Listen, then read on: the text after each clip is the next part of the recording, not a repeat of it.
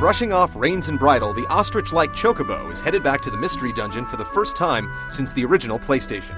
With memories to restore, job classes to learn, and card games to master, the feathered hero has his work cut out for him. But is this dungeon crawler a rotten egg? I think being different is a wonderful thing.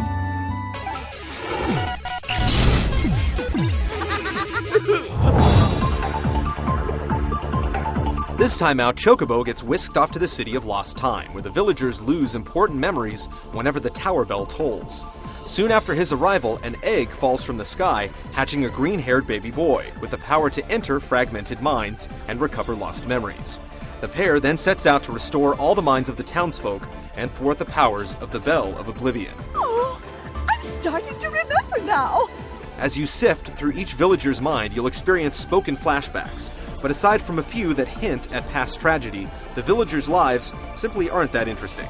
I'm gathering all the flowers I can! Poor dialogue and overacting hurt the experience, but the plot is fairly enjoyable and has its share of mystery, despite its simplicity.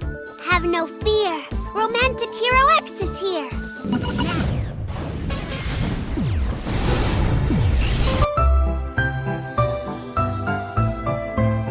The city is rather small, with just 4 main areas to explore. There are several shops and facilities at your disposal to stock up, but most of the game takes place within the minds of each citizen. Each dungeon is randomly generated, requiring you to descend through a set number of floors to reach a boss. You can take the time to scour for items or simply hop down a staircase to the next level. While the concept of random dungeons sounds like a ticket to endless exploration, in practice the simple layouts are far too repetitive, and it doesn't help that most levels have the same bland brown background.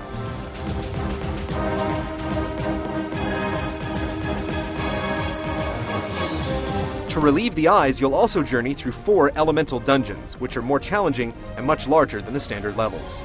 Special dungeons challenge you with specific restrictions, like one quest that must be completed with a single hit point.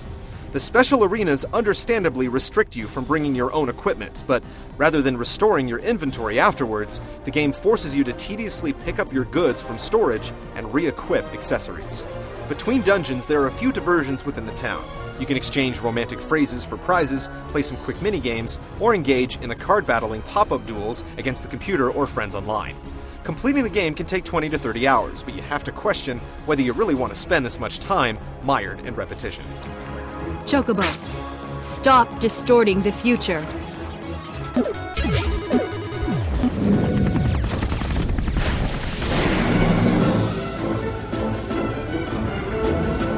Chocobo's dungeon makes use of a turn-based battle system with movement taking place across grids. For every action you take, enemies take an action in turn. Much of the strategy lies in using this system to your advantage. If an enemy is one space away, it's better to waste a turn to draw it closer than to move in and let it get the first hit. It's also best to retreat to narrow hallways to avoid getting surrounded. In one stroke of ridiculousness, you can heal by simply running in place. Dungeons are full of hidden traps, so if you want to avoid them, you'll have to constantly kick with each step, which can get rather tedious. You can use a basic attack, boot items into enemies, or read spellbooks to attack. Additionally, you'll master job classes with a range of special abilities such as the Black Mage's elemental spells or the Dragoon's jump. In terms of weapons and armor, you'll find saddles and claws scattered throughout dungeons, but the strongest equipment is custom made by fusing and honing items at the town forge. There is a strong foundation to Chocobo's strategy, but the challenge is uneven. When you are defeated, it's usually due to misjudging a random enemy, as most bosses are pushovers.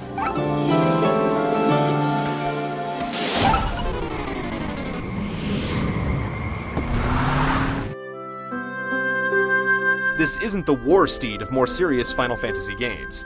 This Chocobo is the most plush, wide-eyed, merchandisable character in the FF universe, and this game is clearly aimed at kids. The town and character models look nice, but dungeon and enemy designs are bland and lifeless in comparison. Sure, this is the Wii, but Square Enix has accomplished much more on the PlayStation 2. The soundtrack is composed of a variety of tracks from past Final Fantasy games, making it easy on the ears. The voice work is inconsistent, with minor characters sounding considerably worse than the leads. No attempt was made at lip-syncing either, as characters flap their jaws well after they're finished speaking. That's right! I remember now! I'm a blacksmith! In all, the production values are well below usual Square Enix standards.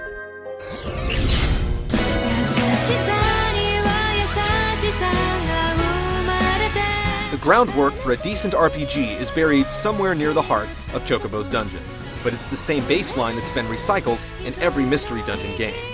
Players new to the formula may enjoy it for a while, but the uninspired random levels quickly get monotonous, even for first-time dungeon crawlers.